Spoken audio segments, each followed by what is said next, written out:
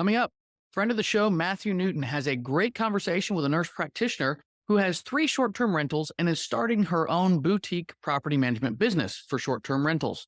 This is the first of 2 parts, so let's dive right in.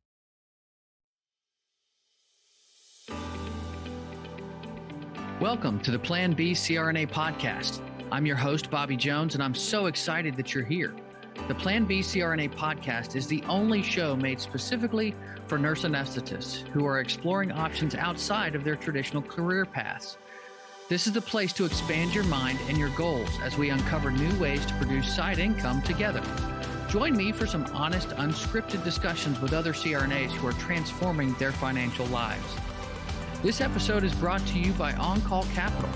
On-Call Capital is dedicated to educating CRNAs and other healthcare providers about investing outside of the traditional stock market. On-Call Capital also provides opportunities for you, yes, you, to create passive income and generational wealth while also lowering your taxable income through investments in the apartment and alternative investment spaces. If you haven't hit subscribe yet, make sure you do that right now so that you don't miss an episode. Thanks so much for joining me today. And now, on with the show. Welcome to a provider spotlight episode of the Plan B CRNA Podcast.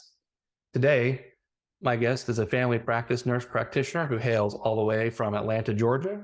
She's been a nurse practitioner for the past 6 years. Before that, she worked in the fast-paced world of emergency room nursing. She currently owns and manages 3 short-term rentals in Pensacola, Florida. She's a married mother of 2 wonderful children and a practicing clinician. I'm proud to introduce you to Naomi Morrison. Welcome to the show, Naomi. Hey, Matt. Thanks for having me. I'm happy to be here.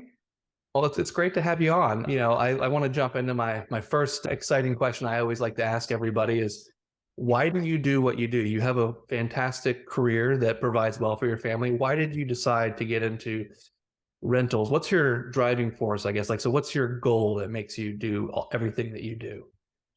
So we really have that kind of buzzword, financial freedom. That's our goal. We want to get to a place where we're not relying on the 9-to-5 rat race. As much as I love my career in healthcare, and my husband kind of works in sales and totally not healthcare, we want to end up, having not to do that for the rest of our lives. And I want to keep a pulse on it because I absolutely love healthcare. It's my passion, but we have a rich life with friends and family and travel, and we want to be able to focus on that more than, the 9-to-5. I like it. Sounds very similar to my motivations.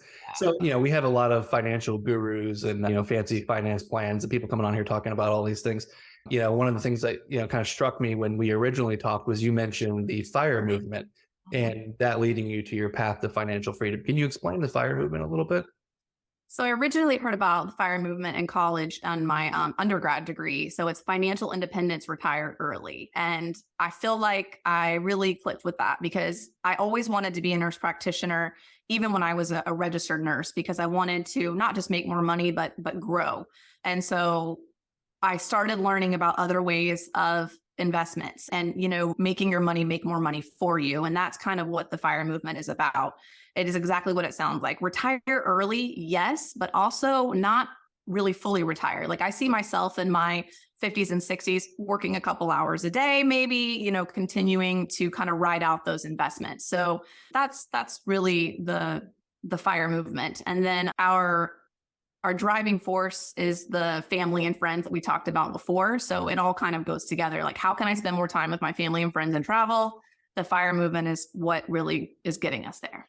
It's funny because you talk about never really fully retiring. And, I'm probably in the same boat with you on that because I think I would be bored, to not have anything to do. I think it would be, it'd be hard for me. So because I'm a big family person, I want to spend as much time with my family as possible, but I love having a project. Yes. And I think that's something about kind of our generation of entrepreneur, we're hardworking, we want to succeed, but at the same time, you can't just turn everything off. Even after, I get to the point in my life where I stop looking at my bank account on a weekly basis. Right. I think that's what we all want. Yeah. I'm still going to be all right, well, now that I'm at this point where I'm very comfortable, what's the charity I'm going to focus on? What's the next projects? I think I will always personally have a project very similar. For sure. And, I see the generation before us was more, okay, we're going to work this job, we're going to have our retirement, and that's going to be that. And I just want, like, I have always seen myself like moving through different careers, being dynamic throughout the years, and having different ways of making income. And it's very different than the prior generation, but it's more exciting to me. So, and it's fun, it's fun to have that plan, that business plan, and just put it together with your spouse or your business partner, execute it and watch it succeed or fail. It's a blast. Yes. Even with the failures, it's still fun and we're learning all the time. We learn so much from our failures. So, from our conversations, sounds like when you were one of the earlier adopters of Airbnb, not just as a host, but as somebody who went and used the first iterations back in the day. What was it like, I guess, using Airbnb when it first started and having people kind of come stay in your house, renting out a room? Do you need to have a certain amount of space to rent out? Or, I mean, like, is your husband brushing his teeth and you have a renter walking in, asking to borrow some toothpaste? Yeah. So I think on our honeymoon, we got married kind of young, mid-20s, didn't have a lot of money. So on our honeymoon, we got to experience Airbnb for the first time. This was 2014, when there wasn't a whole lot of Airbnbs where you're staying independently. There was VRBO, which was always the vacation rental, not in someone's house. So this Airbnb concept was really new. And we found this awesome Airbnb in Costa Rica, stayed with this girl, like we had a private bathroom and a private bedroom, but otherwise we were all in each other's space. But it was our honeymoon, so it was hilarious. And she took us out to dinner, and she took us to her choreography, dance class that she did. And granted, it was all in Spanish, but it was awesome. And so we figured, how can we do this? So we decided to take a leap when we bought our first townhome in Charlotte, North Carolina. That's where we were living at the time. And it had 3 stories, this beautiful townhome, really close to downtown Charlotte, just a great central area. And for the first 6 months, my husband, Ryan, was like, we got to do that Airbnb thing. We got to do it. We got to do it. And I was like, no, I don't want somebody in our house. And I was like, yeah, but we had such a good time on our honeymoon. We could do this. Let's just see how it goes. We can always stop, right? I think that's how everyone first gets into whatever it is.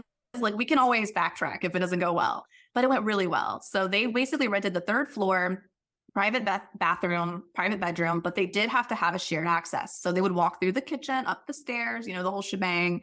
And at first it was a little sketchy, made me nervous, but honestly, they're all good people. They're just traveling. They want a cheap place to stay. Most of them were younger-ish, or even business people that had taken advantage of finding a cheaper place to stay.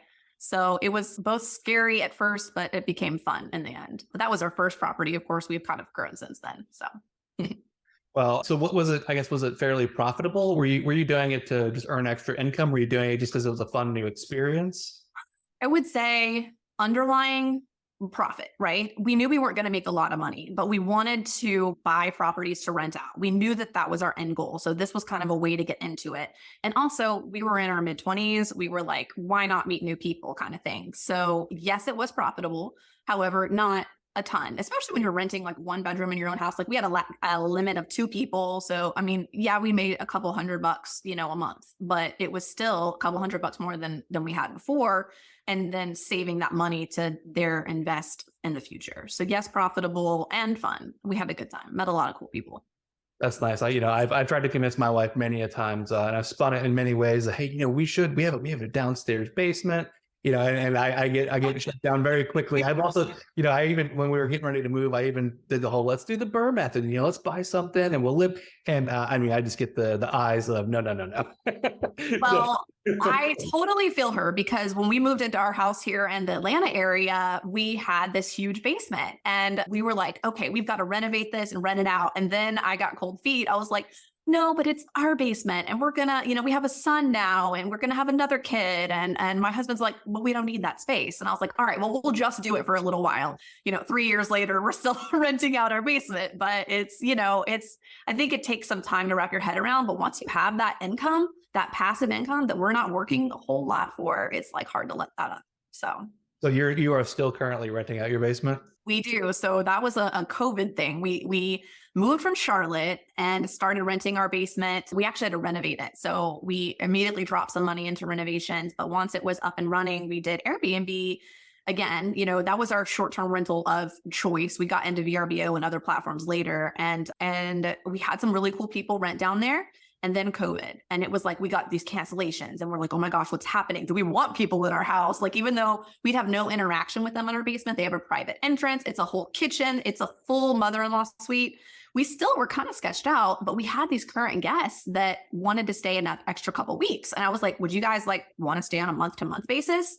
And those have been our same renters since COVID. And they are phenomenal people. And we have gotten so lucky. And we've just kept that short-term rental because we're loud. We have, kids, we stuff around. Like, I don't want to deal with like trying to explain to short-term renters, like, and you're going to hear us upstairs all the time, And so it's worked out really well. I think there's a time and a place for long-term renters and a time and a place for short-term renters. And this has been a really great in between for us. So. Well, I give you props for being able to, pivot and manage during COVID, because COVID put a lot of short-term rentals out of business. And for you to think on your feet and say, hey, you know what, the short-term rental in our basement, maybe we should find a slightly new business model and, in the long term, I think is brilliant. So, that says a lot about you guys. The other thing is, you got into your short-term rentals in Pensacola, Florida during COVID, yes. which I think is just fantastic because, where most people might look at everything and say, oh, there's danger ahead. What's the market going to look like? You and your husband saw opportunity. And I think that says a lot, and I feel like as nurses and as advanced practice nurses, we're always kind of like, let's put ourselves out there. Let's try to find opportunity and to find a silver lining in any situation. And, I feel like you guys definitely did. So you have 3 properties in Pensacola, Florida in 2 years. That's very, very impressive. I think pretty much all of our listeners that want short-term rentals or want properties would love to say, I've got 3 properties in 2 years. Yeah. Now, tell me a little bit about your Pensacola, Florida properties. Like, how did you pick the market? And there's a lot of coastline in the US. So why Pensacola? So we've been traveling to Pensacola for years. My sister moved there over 10 years ago with her then boyfriend, now husband. And having a beach property can be very seasonal. And so we were intimidated about having a beach property because there's high insurance. And, I didn't want to have, 4 to 6 months of the year without hardly any renters. But Pensacola is unique because it has a really strong Navy influence, Air Force influence. I mean, we get half of our people there for weddings, business, conventions. There's a huge convention center. So Pensacola is a lot more than just a beach. It is, so much going on in that one little city, or big city, I should say. So that's kind of why we chose Pensacola. And then, the whole 3 properties in 2 years was part luck, part hard work, right? Like a lot of things in life. And we're not big spenders. Like, we don't drive fancy cars. Like, I don't get my nails done. They're basic, like we just don't spend a lot of money on frivolous things. People have their things. Some people having a nice car, that's their thing. That's not my thing. So we were able to save a lot of money, both from our Charlotte renting, our basement renting, bonuses through work. And also my husband and I both are in careers of course healthcare, where we did not have any problems during COVID, right? In fact, more demand than anything. So we were able to use that money, invest in properties. And that's, Pensacola was an easy, obvious choice just because of the amount we travel there, the people we know there, the infrastructure we were able to put into place. But it's funny you talk about we don't do our nails and have all these nice things. As the advanced practice nurses, we make a little bit more than the average, medical provider, and lifestyle creep happens, and I cannot tell you how many times I've sat in rooms with CRNAs and they're telling me about these houses that they're buying, like their primary residence. And, and I'm sitting there going, wow, I'm like, you work overtime almost every day already just to make ends meet. I'm like, oh my gosh, you're going to be house poor. And they're just like, it'll be fine. The overtime will always be there. And I'm like, guys, you want to live like that. It's not like that. That's a scary thing, So I think it's interesting you talk about, we sacrificed a little bit now to provide for ourselves later. Cause I'm very much in the same boat. I don't have the fanciest car. I don't have the fanciest anything, but I sacrifice, I put aside, and I invest for the future. And, cause that way I'm hoping, I think, you're in the same boat to where 10 years down the road, we can start pulling back and going, okay, well, let's focus more on our passion projects and let's work for fun. I could take that teaching job that doesn't pay very well because I enjoy teaching. It's good for your soul. So I think, you lay the foundation for the future today. Absolutely. And I am also a bit of a travel junkie. And so I'm always thinking like, do I want to buy this nice new XYZ or do I want to put more money toward travel? So how can I optimize that? And, we get into, this could be a whole nother podcast. Like I get into like the credit card games and like, how can I use points to travel? So I think just making smart financial decisions is so important. And I don't care about having the fanciest things. I care about that financial freedom. So. Yeah, but same here. So does your properties have any fancy fun names, or are they just? So I feel like it's very market specific for having names. So like in mountain properties, they always have these really cute names, like your property is a really cute name, but in the beach market, I just found that having a cute name wasn't, or like a fun, catchy name wasn't as good as a descriptive name. So my properties are more descriptive, and I feel like you have to have a bit of a hook. So you have to have something that's catchy, and our catchy thing is just being close to downtown, but not being in downtown. So you can walk to downtown, but you're not going to hear all the noise and the hustle and the bustle. So I feel like we didn't go with a catchy name because of that. We went descriptive so people could zone in on that when they're searching for us. And then our overall name is Next Line Properties. So Next Line Properties is our LLC. That's our company. Those are our properties, as well as, as we grow and continue to take on other people's properties, that's kind of our goal, is to manage other people's properties in addition to ours. That Next Line Properties is what we're going with for our name. So once you search that name, then you'll kind of see the properties under that. Oh, perfect. Okay. So are you currently managing anybody else's property aside from yours? It literally, if you would ask me a month from now, yes, we are in the works. We've got some potential stuff on the East Coast of the Carolinas, just because we live there. We have friends there. We've got some people. A lot of times it's just people like that want to invest, like friends we have or people we know, but they don't want the all the stuff to do. They want somebody to manage it. They just want to have an investment and be hands off. And so we have about 3 people we're working with now that we're going to be managing their properties in the next few months, in addition to our own. So I'm excited about that. It's fantastic. So I guess for those of our listeners that don't know much about property management, can we give them a ballpark? So like for instance, long-term rentals, property management typically goes 8% to 12%, plus or minus the first month's rent. What about for beach properties? So I know mountain properties, property management typically takes about 30 to 35% off the top. But the benefit of having the property management, you're not having to do all the hard work yourself. And the property manager typically drives, more bookings for you. So they pay for themselves essentially. Exactly. What does a beach property manager, I guess, ballpark look like? So yeah, we've done our research in the area, and you'll see some as low as 10, although it's not common. 20 to 25 is pretty standard in our area. And depending on who you're going with and what you're doing, that can include everything, or it can include like everything but a cleaner. I think the cleaning piece is really crucial. So I would say probably that 20 to 25 range is what you're looking at near the beach. Yeah.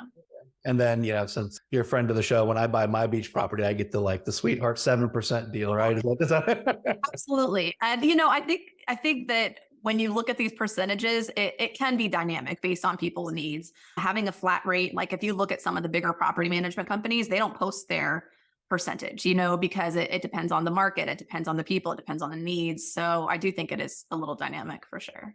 I agree. So 3 properties. Did you buy these in cash? Did you take any special loans? Were they personal loans, business loans? How did you go about financing them? So, again, we kind of used our initial income that we had saved from both renting our basement and our house in Charlotte to do personal loans. So they're all loans. They're all 30-year fixed mortgages. We had a phenomenal mortgage lender, Rick Melville. Anybody needs a property in Florida, he's the best. He even sends us little birthday videos. Like, it's hilarious. He's like, happy birthday from Rick. And it's like a little literal video. He's the best. So they're all personal loans, 30 years fixed. And we did 20% down on all of them. And I don't want to say that with making people think that they have to do that, because we were able to avoid that PMI. We did. But honestly, you would still, in a lot of markets, be profitable even if you didn't put 20% down. So I don't want that to intimidate people. We were able to, and we wanted to, and we did, but it's not a must. So. Well, a beach property is something that I'm very interested in the next, 4 years or so. And I personally had a hard time making the numbers work on my spreadsheet. So we may be talking, and you may be showing me your tips and tricks on how to make this. And I think the market that you choose is crucial, again, because Pensacola, I'm getting people booking in November, December, January that are there for conventions, that are there for business, that are there for other reasons, and still the beach, So I think that if you choose a property that is, not got a whole lot else going on, but you might make more money during those summer months that compensates, but the cash flow thing, you really got to be able to figure out if you're okay with not making even half of that maybe in the off season. So yeah, the beach property is tough, but I think if you choose the right place, it can be worth it. It's funny because that's actually something I've been looking into. I've been looking into Daytona because they have, Bike Week. They have a handful of conventions. So many things. Yeah. So Daytona. Tampa is another one to think about. Yeah. Daytona is a pricey one, but like not quite as bad as some of the other places. I've been looking all over. I might have to do a little Zillow of Pensacola and see what they got down there. Oh my gosh, I will say though, the supply has gone up. When we started a couple of years ago, I mean, I could count on two hands, maybe in our little area bubble, how many properties were there. And it has like gone like there. People wanted to jump on that short-term rental game when it was peaking. And now we're seeing some of them transition to long-term rentals, some of them, selling. So it just depends on the area. Yeah. Even my vacation rental in Blue Ridge Mountains, like, I'm watching bookings slowly decline a little bit because these areas are just getting saturated. You have all these hot beach areas or mountain areas. Yeah. Like, you got Arizona, you have the Bourbon Trail, you have, different parts of Florida where everybody just says, oh, these are great short-term rentals, and they're getting saturated. My interesting question is going to be, we have this kind of recession going on.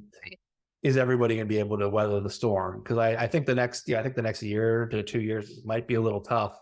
Yeah. I think that people that are in it for a quick buck are probably going to come out of it. I think people that are in it for the long haul, that are in it for the, like you and I, and probably a lot of people listening to this podcast, those are the people that are going to stick with it.